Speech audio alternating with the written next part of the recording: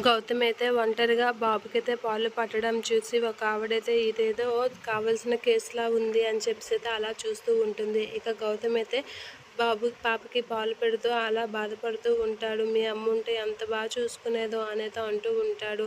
ఇదేదో మనకు కావాల్సిందిలా ఉందని చెప్పేసి గౌతమ్తో దగ్గరుండి అలా మాటలు కలుపుతూ ఉంటుంది. ఏంటి మీ బాధ ఏంటి, మీరు ఒక్కరుగా డబ్బా పాలు పడుతున్నారేంటి, తల్లి లేదా, అంతేలే కలియుగంలో అన్నీ తప్పులే జరుగుతున్నాయి అనుకుంటూ మాట్లాడుతూ ఉంటుంది. అలా మాట్లాడుతూ గౌతమ్ అయితే పడుకుంటూ ఉంటాడు. ఆవిడ కూడా పడుకుంటూ ఉంటుంది. ఇక గౌతమ్ పడుకోవడం చూసి గౌతమ్ దగ్గర ఉన్న పాపనైతే తీసుకుని వెళ్ళిపోతూ ఉంటుంది. ఇక గౌతమ్కి మెలకు వచ్చి వెతికేసరికి గౌతమ్ జరిగింది గుర్తు చేసుకుంటూ ఉంటాడు. తను నా దగ్గరలోనే పడుకుంది, నేను చేసిందంతా గమనించింది, తను కనబడలేదు పాప కనబడలేదంటే అదే కిడ్నాప్ చేస్తుంటుంది అని చెప్పేసి అయితే ఆలోచించి ఎక్కడుంది ఏంటి అని చెప్పేసి సరౌండింగ్ మొత్తం వెతుకుతూ ఉంటాడు.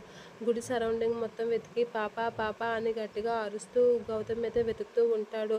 ఎక్కడుంది, దగ్గరలోనే ఉంటుంది, ఇప్పుడే ఉంటుంది అని చెప్పేసి అయితే గౌతమ్ అయితే వెతుకుతూ ఉంటాడు. ఇక ఆవిడైతే ఇక్కడ వాళ్ళ తండ్రి ఇక్కడ నా గురించి వెతుకుతూ ఉంటాడు. వేగంగా ఈ పని కానిచ్చేయాలి, ఆ తండ్రికి కంట పడకముందే ఈ బిడ్డని నా నుంచి దూరం చేయాలి అనేది అంటూ ఉంటుంది. ఇక గౌతమ్ అయితే బస్ స్టాండ్లో అన్ని దగ్గర పాపని వెతుకుతూ ఉంటాడు. పాప పాప అని గట్టిగా అరుస్తూ ఏడుస్తూ ఉంటాడు గౌతమ్.